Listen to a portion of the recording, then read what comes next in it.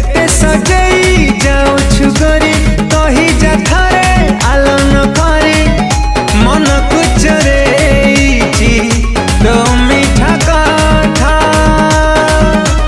गजरा गभाबाली मो गजरा गभाबाली गजरा गभाबाली मो गजरा गभाबाली गजरा गभाबाली मो गजरा गभाबाली गजरा गभाबाली।